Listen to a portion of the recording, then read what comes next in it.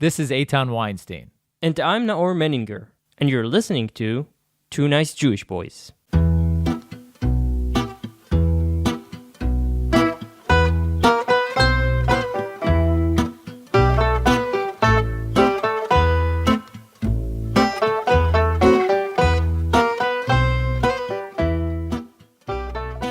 In May 1997, something happened that would change the relationship between humans and computers forever. A game of chess was played, but it wasn't just a regular game. On one side was Gary Kasparov, the undeniable chess master of the world.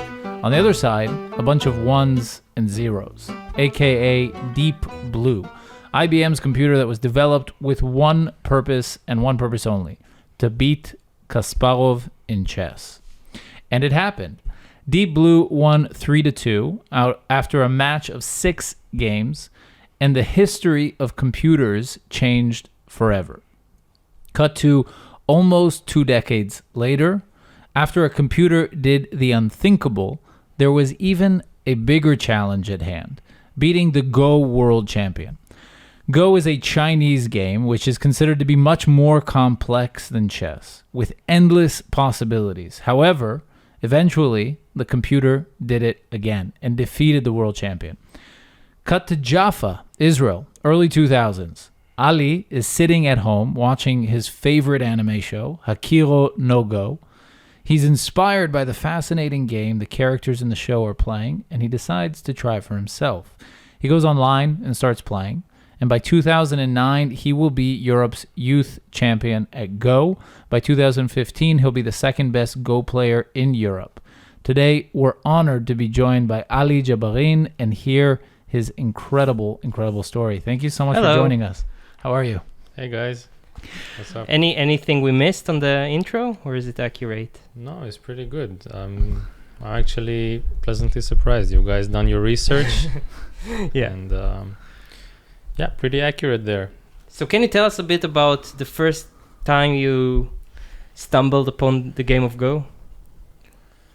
Yeah, so it was like a phase when we were kids. Around those years, there was a big anime trend here. And a friend of mine and me, we watched this anime Hikaru no Go. And he just said that time, back on ICQ or MSN Messenger, relics of a very old prehistoric time, he said, let's try this game. And honestly, the rest is history. I started playing. At some point, I saw someone post online about a year after I started playing about how there is a European Youth Championship. That time I was about 12, 13, and I offhandedly mentioned it to my dad that this thing exists. And he, which was a very big surprise to me, he just said, why don't you go? Well, why not go to it? I was like, what, we can do that? We can just go to Europe? Like, yeah. But what enchanted you about the game? Wait, get the mic a bit closer to our guest, please. I don't know. It was everything about it, honestly, but mostly the competitive aspect. Mm-hmm. So when that friend of mine and me, when we started playing, we would stay very close in rank for the first about a year or so. And just the fact that you had this rank, which you can level up, it's still a game, right? It's like a computer game, but it feels like a real life. And the game itself is really fascinating. It's very abstract, but still super complex. It's both tactical and super strategical. And honestly, the thing that's kept me in the most is the community. So once I went to tournaments, met the people, those people became my friends everywhere in the world, mostly Europe and Asia, but people that I talk to sometimes daily, people I've stayed at their homes, they stayed with me. Mm-hmm. So that community, I think, is very magical.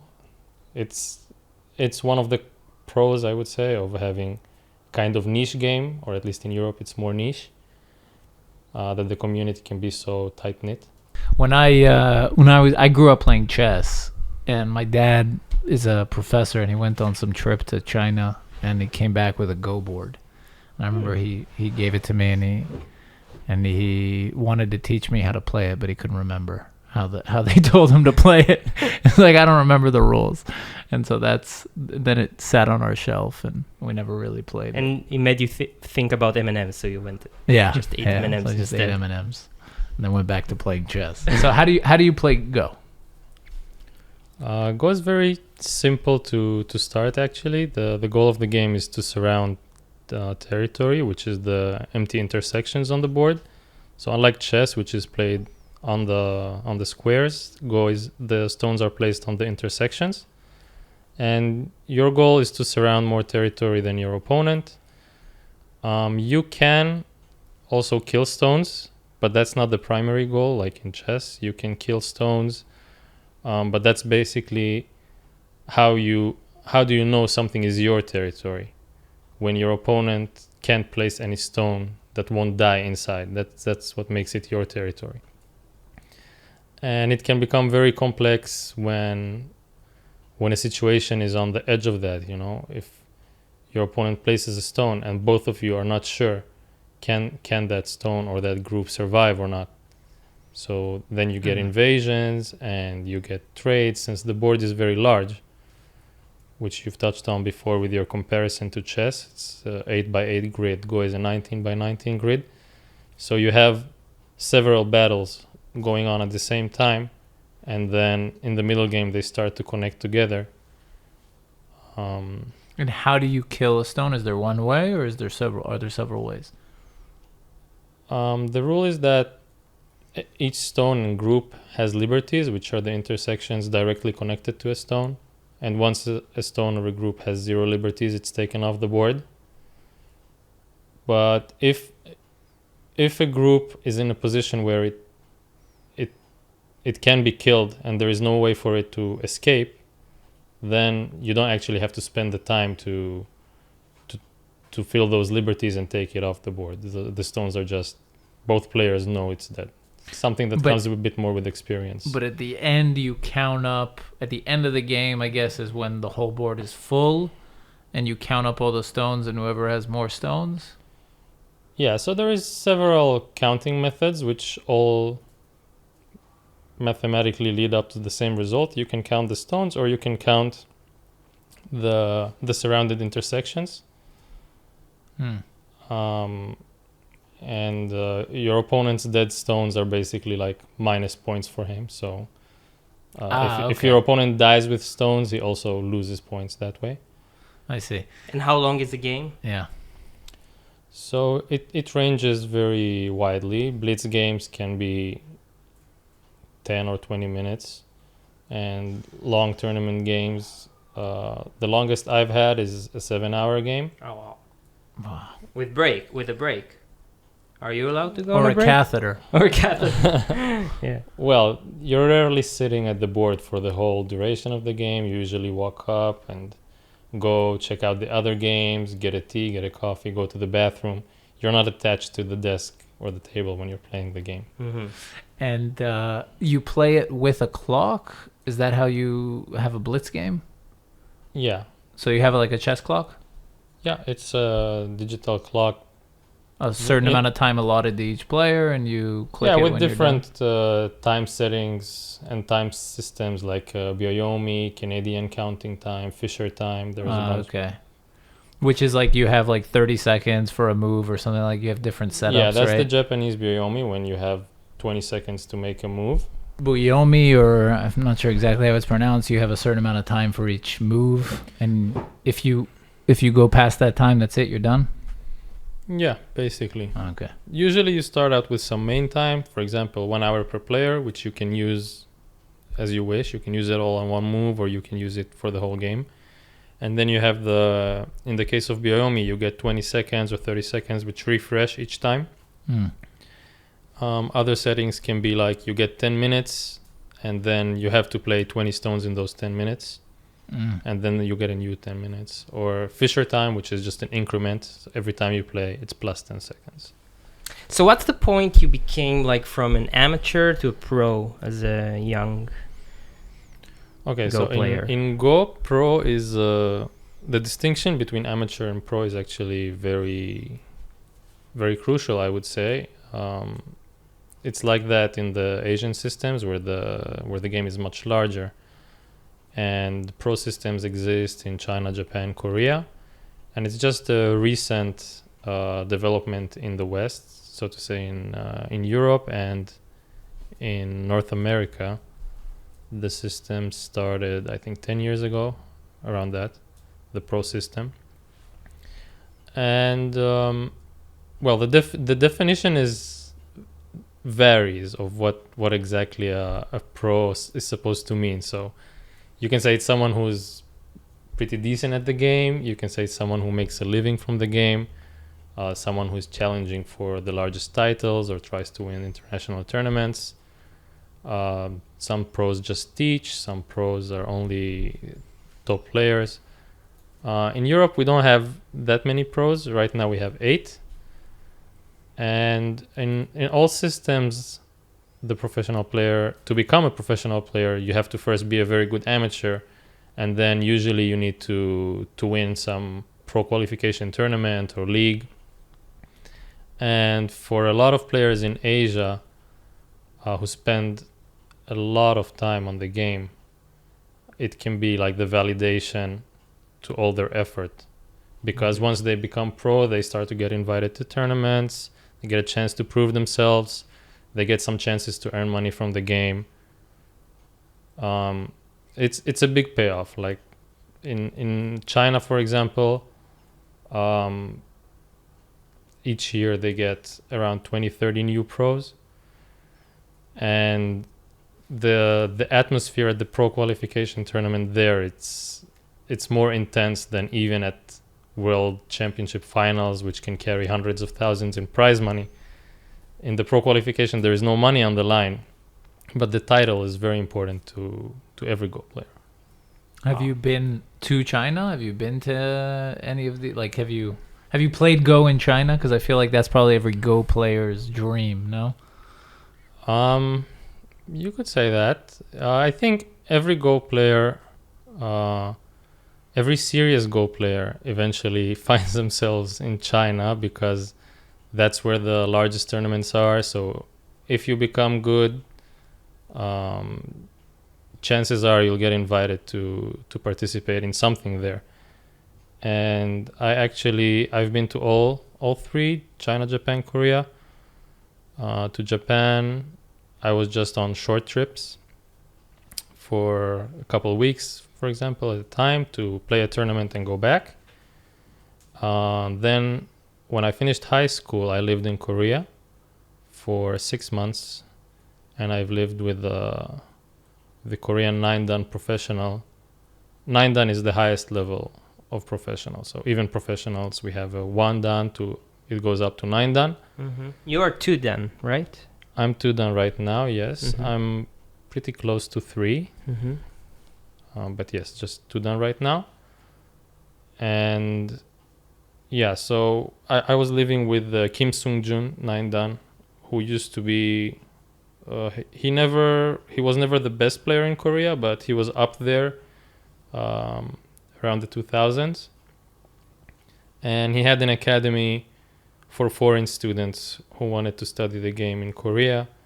We got some scholarship from the EGF, which is the European Go Federation, plus the Korean Go Association, to go and study there.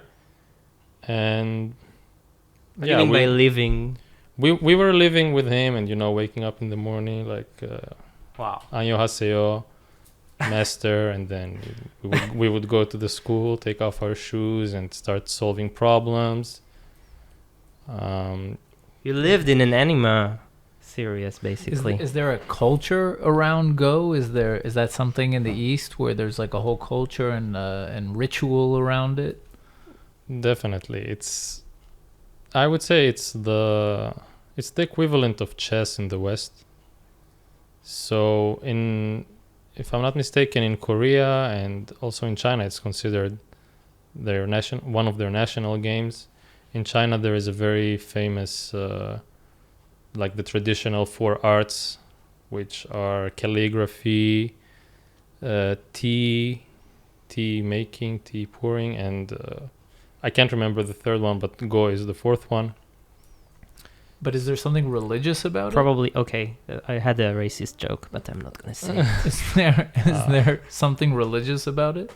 Because in the West, chess there's not so much ritual or, that I can think of. Is there something that's tied to... I wouldn't say there is anything religious about it. Those countries are not very religious anyway. Like in China, it's even hard to find any traces of religion at all. Similarly in Japan, it's a very atheist country. Korea has a little bit of Christianity, but I think it's just a recent trend. So 30 years ago, Japan was dominating the game. They would have all the international tournaments. They won everything. And then slowly Korea started rising and overtook them. And nowadays, China also caught up after making massive investment into the game. They have so many schools there, which I've also been to one of them. I can go back to that later. But after a massive investment from China into the game, now China and Korea are both at the top. And in Japan, the game is actually declining. So there is nothing religious about it. But those countries can get quite nationalistic about the results of the game. But is there a historiographical battle between the countries to the question of where did this game originate? Is there a battle of narrative, or is it a consensus that it's a Chinese game? I think there is some claim that it's like the story I know is that it's a Chinese monk who went to Japan and then spread the game there, but it's 5,000 years ago, so I mean at this point it's just like a legend. I think it doesn't matter. Probably if you'd ask a Japanese person, he'd say it's a Japanese game, and if you'd ask a Chinese person, he'd say it's a Chinese game.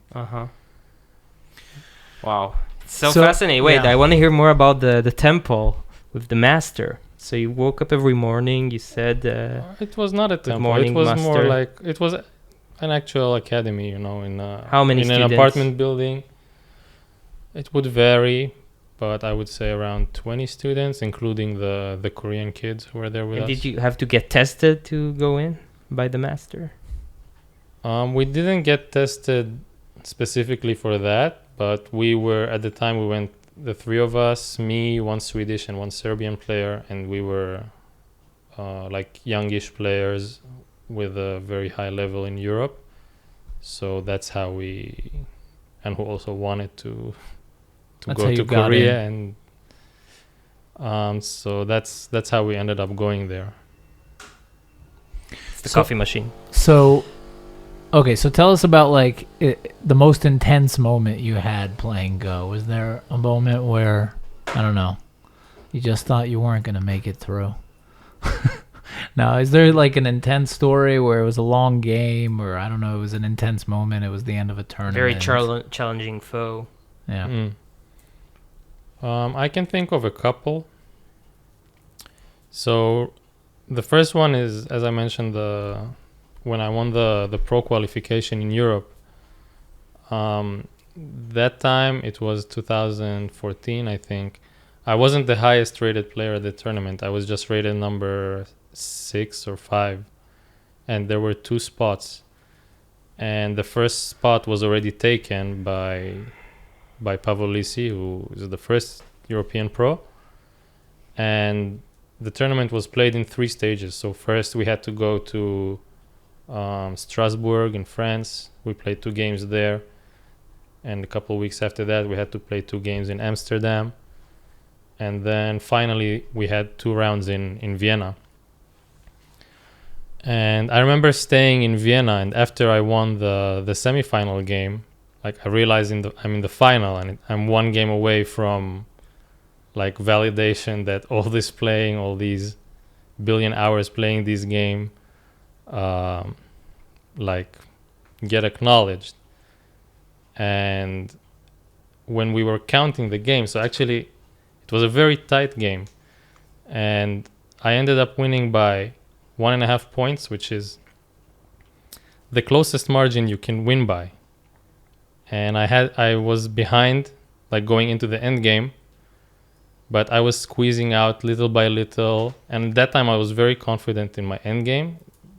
It's what I would say my style is more known for.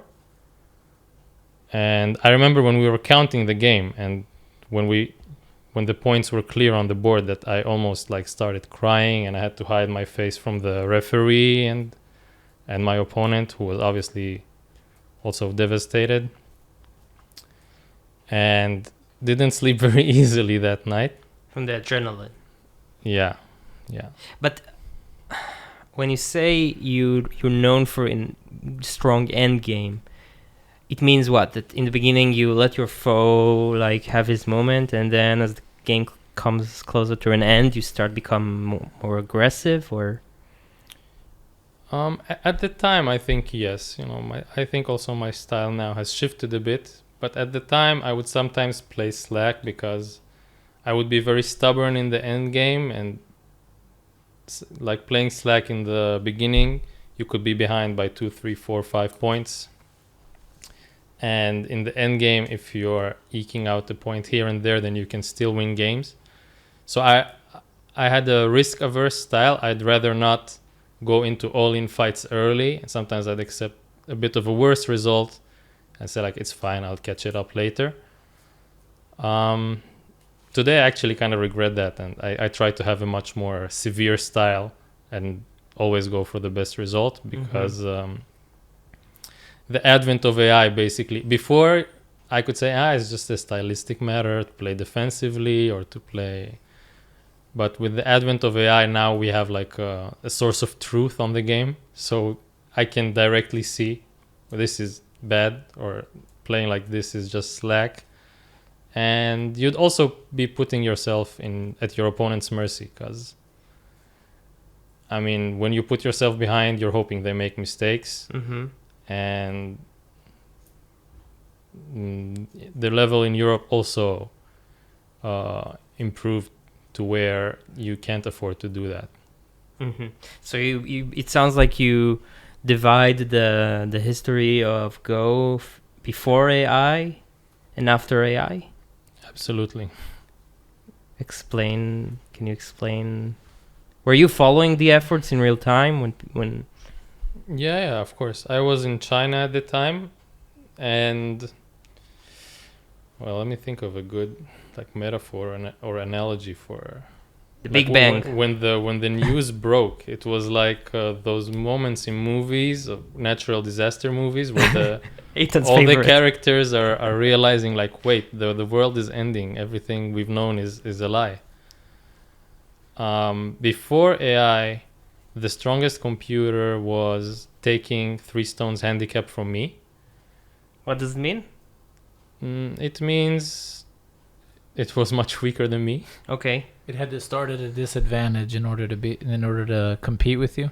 Yeah. So it starts with already 3 stones placed on the board, and 3 stones in the beginning of the game is a big advantage. So the difference between me and the world champion is 3 stones, and the difference between me and the best computer at the time is 3 stones in my favor. So that was the old AI based on brute force, which is the methodology that was used to beat chess, what you mentioned with Deep Blue in your intro. But then once it stopped being a computer and started being AI, and it was capable of basically learning, first by watching human games, and after that even learning on its own. It improved so fast, and instead of having to brute force a billion possibilities, an endless amount of possibilities, because the board is so large, it became human-like. It just looks at a shape and chooses 4 candidates, A, B, C, D. Those are the moves which look like they make sense. Pattern recognition. And then it just needs to brute force these moves. So it doesn't calculate. It does, but it calculates smartly. Mm-hmm. So it does the same thing I do. When I need to choose a move, I look at the board. I'm like, yeah, this one looks good. Well, defending here also makes sense. Or I can counterattack there. And then I'll try to read ahead what happens if I choose A, B, C. Mm-hmm. But of course, the computer can read ahead much further than me. And before, the problem with the computer was that it doesn't know what is A, B, and C. It has to check for every move. And then for every move, it has to check every move. Mm-hmm. And for every one of those, it has to check again. So it's a tree with endless branches, basically. Yeah, you very can find the complicated. calculation about how the number of possible Go games is larger than the number of atoms in the universe. Yeah, that's math. You can. Yeah. It sounds ridiculous, but it's actually what 19 to the power of 19 means. It's such a large number. So even in chess, which is much smaller, the computer hasn't solved the game yet. So it cannot read all the possibilities until the end. Even today. Even today. It's fascinating. Wow, but can you remember what's the name of the, like, there's Deep Root, is there a cool name for the Go one? I think AlphaGo is pretty cool. AlphaGo. So do you remember, did you get to play against it? Not AlphaGo specifically, but Variation. since it's been released, DeepMind has also made the methodology public in a couple of Nature articles, and it's been recreated many times. So can you remember, like, the first time since this revolution where you lost to the computer? Yeah. Well, I didn't even need to lose to the computer myself. I've watched my heroes or the best human players get smacked around by the computer. So I didn't even need to try. In fact, the movie you mentioned, AlphaGo, Yes. the star of that movie is the French professional player Fan Hui. Mm-hmm. And he got to play AlphaGo because he was European champion. Mm-hmm. He's the star, but the movie's not named after him. I guess that's a He's the human telling star. detail. Yeah. Yeah, but in fact, he was the European champion at the time. I lost to him in the final. So You lost to him in the second place. yeah, European. I was vice champion. So Yeah. I often think back to that final. Fan Hui was much stronger than me at the time, so I can't say I really have regrets about the way I played it, but I often think about how if I won that one, maybe it would be me in that movie. Yeah. But you did play AlphaGo at some point. No, I've only played You've played some like recreations, which yeah. are, because it's also been a few years already, the open source recreations of AlphaGo are not weaker, maybe even stronger than because there's been many optimizations since then. And how badly did you lose? Like, what's the normal range of winning and losing? Margin of winning and losing, and what is it with AlphaGo or with it's? I'd say it's 50-50 for me with 4 stones right now. So I need to place 4 stones at the beginning of the game. 4 stones handicap for me, and I would say the game is 50-50. Oh wow! But what is the range of winning and losing? It's 4 or 5 stones. Like, that's the difference when you count. 4 or 5 is the point system. Oh, that's not really a meaningful metric in Go, because a win it's binary. Like, winning by 70 points or by 3 points is the same. Winning by your opponent resigning. But to win, you need an advantage. Like, the computer needed an advantage before AlphaGo. It needed 3 advantage to win before AlphaGo, the computer. Now you need 4. I need Right. 4 to have a chance. To have a chance of 50-50. Wow. Yeah. The best player in the world. How many? What's the handicap? And The best players have, I would say, favorable odds with 3 stones, but very, very slim chance with 2. wow. And why is that, you think? Why is that the best humans cannot beat isn't there value for our creativity, for our feeble minds? feeble minds?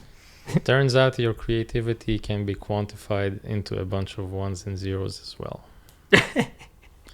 In fact, so the first iteration of AlphaGo, the developers, DeepMind, fed it hundreds of thousands of human games. Mm-hmm.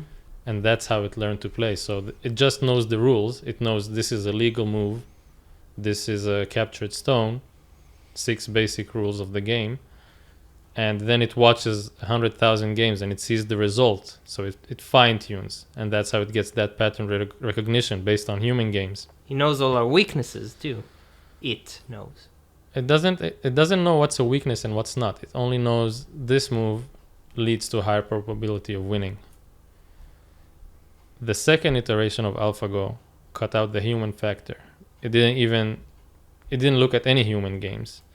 They just made it play itself. So one AlphaGo against the other, they start from zero. It's like a toddler playing. It's placing random stones on the board. That's game one. And then they play out the game, but it's not a human game, you know? It's played out X 1 million per second. And each game is another statistical point, which it uses to refine itself. And what you could see is that after, I don't know how many millions of games, it learned in exactly the same manner which humans learned. So variations which were meta 100 years ago, you saw it discover those variations by itself with no human input. And then you saw it discard those variations in the same manner humans did. So we used to play those variations. We discovered something better. We stopped. It did the exact same thing. And then you add to that the fact that it can play, I don't know, billions of games a day, and that it can read much more than you. It will never misread. You know, you sometimes look at the position and you blunder. It doesn't blunder. It doesn't have emotions. It doesn't get scared. It doesn't get excited. It doesn't think, oh my God, this game is the biggest money I've played forever. It doesn't know any of that. It doesn't tier the counting of the points. Nothing. So after seeing this, and you also have a technical background, right? You're an automation, you told us, an automation developer. Yes. So you have a technical background. You understand a little bit about, or a lot about, how it was created and developed. Do you lean more towards the we need to unplug Genesis before it becomes Skynet? Or do you lean more towards like, we don't need to worry. Humans create computers and we control them? That's a tough question. I want to say we're still far from that. So hopefully I'm not worried about that during my lifetime. But that's what we thought about computers beating Go. We were always saying, it's probably between 50 and 100 years away. And then we woke up one day in 2016. And it's singularity. like, it's happened. It's just there. I'm not really qualified to give any deep insight into that. But I'm hoping the people who work on such systems know what they're doing. I just wonder, like, if we took a Korean kid and bred him to become, like, genetically engineered him to become the best Go player in the history of mankind. No, but you couldn't, because time is of the essence, right? Because that's the whole thing, is that it plays a game against itself in a second. Yeah, and that AlphaGo so we make a lineage model, that model, which is called AlphaGo Zero, which started from only the knowledge of the rules. It took it 3 days, I think, to overcome the previous AlphaGo. So actually the AlphaGo which learned from human games was worse, because it picked up on our bad habits and a few of our weaknesses. AlphaGo Zero, in 3 days of the model training against itself, overcame that, and the graph just goes exponential there. It seems to me that the main difference, and then maybe we'll get off the Terminator subject, but the main difference is that, like, Go is it's very domain specific, right? I mean, the rules are very clear. Even though the possibilities are endless, it's 19 by 19. It's not such a There's no dice. Also. It's not such a multivariant system like the universe or the world, right? Where you have just endless variables and endless Mm. data points and endless possibilities on each. Like it's like each intersection on the Go board you could do a billion different things with, but on Go you can do two things. You can either put a stone or not put a stone. Yeah, that's true, but at the same time, it's a perfect training ground for an AI, because what you need to train AI models is you need a very clear defined environment. So in Go, the universe is very easy to quantify, even though it's very large. The number of possibilities is endless, but it's like you said, I right now have 361 intersections which I can place a stone on, and there is only 5 or 6 different things that can happen once I've placed that stone.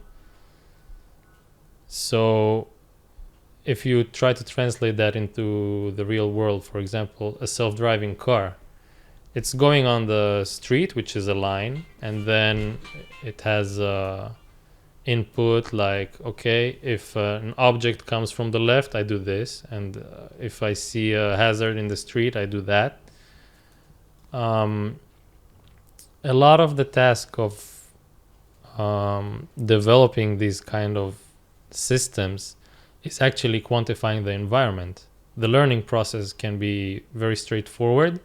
It's just about how do I mathematically represent a street and possible passengers and balls rolling into the street and a tree falling, etc. Yeah. But if you think about it, like the street transportation is one of the more quantifiable areas of our everyday life, right? There's lanes and there's a direction and you're trying to get from point A to point B.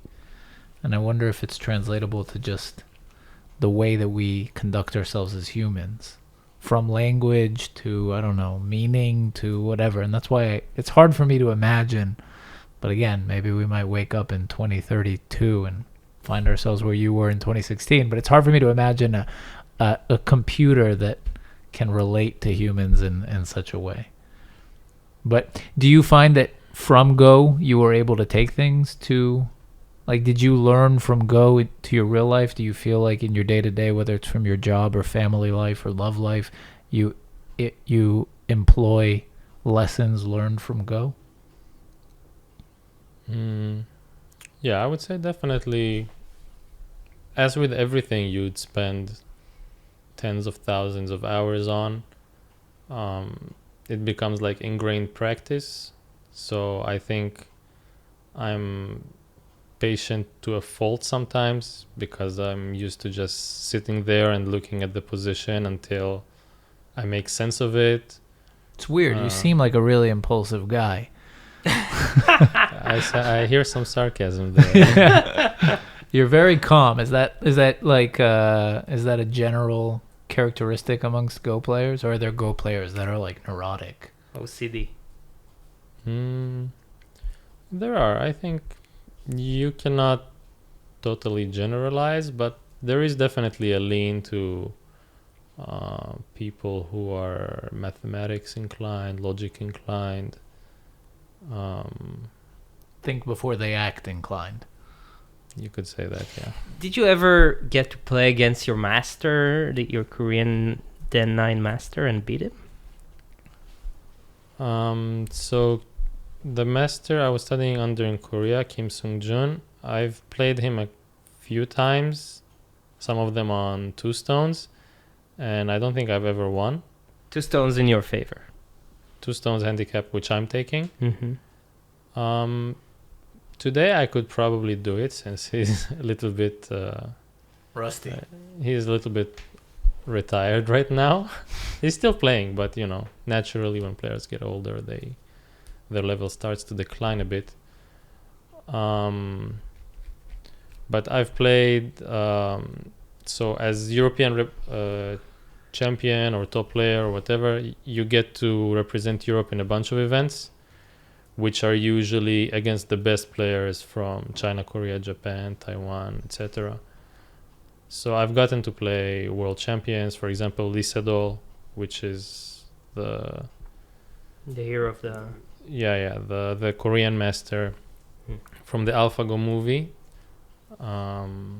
You could say the Gary Kasparov of Go. I've played him in Korea in the Samsung Cup. I didn't win, unfortunately. But I've played many of those players. I haven't really beaten any world champions or, as you would say, S plus tier players. But to But go I've beaten against some. the Gary Kasparov of Go, that's must be intense. Yeah, it is. I compete mostly on the European scene, and we compete very hard for those tickets to go to international events, and have our chance against the best players from Asia. Mm-hmm. It also comes with a lot of financial incentive for us, since those tournaments have the highest prizes Mm-hmm. and very good conditions, exposure, etc. So we do compete very hard for those, but even the best player in Europe won't get to play too many of those games. And you aim to become an 11-9 eventually, or 9-dan professional? I hope so. It's how long does it take? realistically, we don't have anyone in Europe right now who's on the path to reach that. We're still a 3 stones gap between the best European players and the best Asian players is not bridgeable, I would say, with any of our current players. We're all 25 plus, and Go is like a language. The younger you pick it up, the younger you learn it. The best players in China already show signs of being a prodigy at 10 years old, Mm-hmm. and I only started playing when I was 12. Mm-hmm. And most of the Western players have a similar story. So the gap is very wide, I would say, still. But who knows? Maybe one of us will have an epiphany, or some genius will be born Or in Elon Europe. Musk can put a chip in your brain that makes you better to go. Yeah, maybe we can just Neuralink. do Matrix style, download all the information at once. But you did find love with Go. Would you share with us the story? Sure. That's a nice intro to it. Yeah. So during my time in China, I was living in China actually for 3 years, but I wasn't there the whole 3 years. But during those 3 years, I'd go to China, stay for 6 months, train at the academy with all the Chinese kids who do nothing but Go, just wake up at 8. I mean, be at school at 8. And then they have morning games, reviews, classes, all about Go. They finish at 11 p.m. and there is hundreds of them. So that experience also made me realize how far the gap is, because those kids are doing that since 6. They didn't waste time learning math or physics or anything. They just play Go. But I was there. I was in that academy for 3 years, and I was also playing tournaments in China. So as the best foreign players, you get invited to a bunch of events and tournaments all over China. And I was playing a tournament in Xi'an, and usually the top boards of a tournament get broadcast online for observers, and the scribe, the person who was recording and broadcasting the game, is who later became my fiance. It was actually quite lucky, because we were in Xi'an for the tournament. I didn't know her before. She was broadcasting my game, so I was sitting there for a few hours. I'm playing the game, and I had lots of time to do a bunch of eye contact with her. It works on Chinese girls like it works on Western girls? I would say so. Okay. It seems to have worked. I also got second place in the tournament, and they gave us the prize money, in Chinese currency, in cash. So we were standing there in in the prize giving ceremony holding like stacks of cash like this. I don't know if that's had any effect or not. Hopefully she doesn't listen to this. It's your personality. It's okay. She knows this story. She's heard it. Yeah, she was there too. Yeah.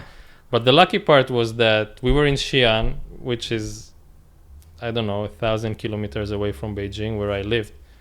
But once I went back to Beijing, it turns out she was my neighbor in Beijing, a 40 million people city, which was very lucky. Wow. Or fate, or whatever you want to call it. So yeah, we started dating there. And we had a long break, or a long period of long distance relationship because of COVID. She was still in China, which is until today still closed. Yeah. But that time she couldn't leave also. It's just recently that she could come here and stay with me for a while. So yeah, that's been 8 years. What I mean, you guys are getting married. She's your fiance. What's the plan? Is she moving here? Are you moving there? Are you guys gonna? Currently the plan is, well, first of all, getting married is not that easy. Because she's not an Israeli citizen, blah, blah, blah, all that. And you're not Chinese. Because of, well, you know, in Israel, there is no civil marriage. Unfortunately, yeah. You need to go procedure to Cyprus. And I've also discovered just recently that even for the marriage process, which we do have in Israel, like if a Muslim tries to marry a Christian or a Jew, it's okay. But if you are trying to marry someone with no religion, at least from Islam's side, that's not possible.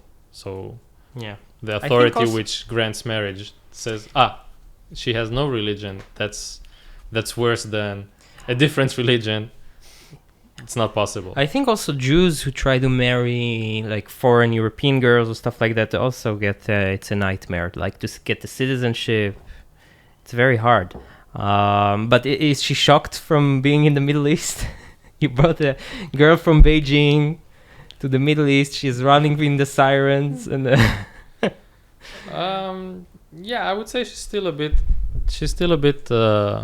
oblivious to what's going on around her. She's only been here a couple months, and she mostly stays at home or goes out with me. So she didn't get to experience. She didn't get the full Middle East solo experience, which we had probably. That's so far so good. You speak Chinese fluently? Excuse me. No. Not yet. And she's not happy about it. I tried.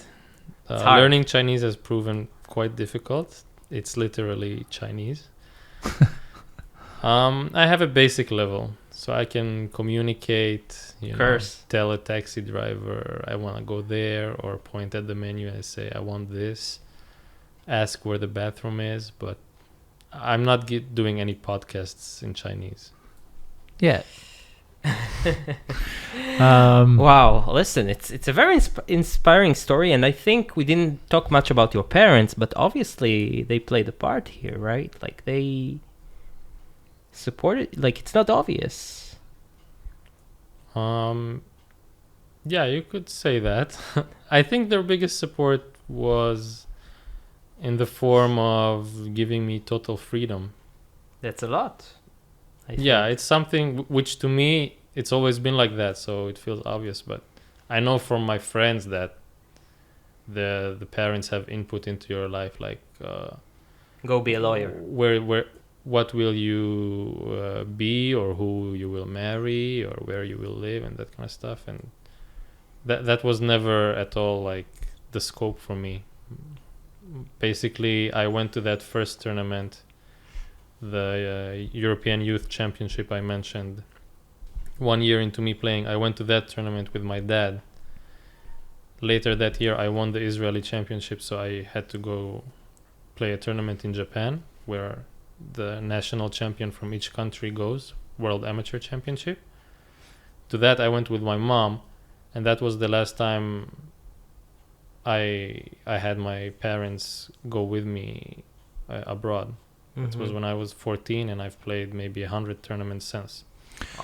But did they give you absolute freedom, or did they imbue in you some level of discipline? Like, what were there rules at home? Was it like, you have to do your chores, you have to go to bed at time, or was it just total, like, you can do whatever you want?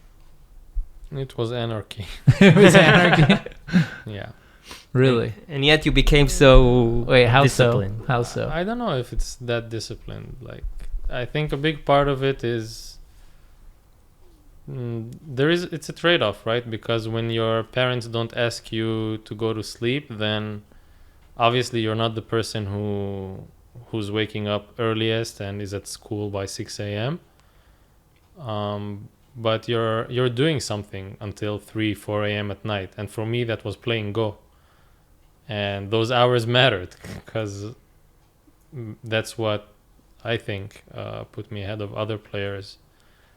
The fact that they trusted me, they would ask me how did the exam go, and they would be like, try harder next time if I got a bad grade on something. But I would say that by high school they were barely even asking much. They'd just update us when something interesting happens, or If you die, let us know. And yeah. Wow. Also for positive stuff, but yeah.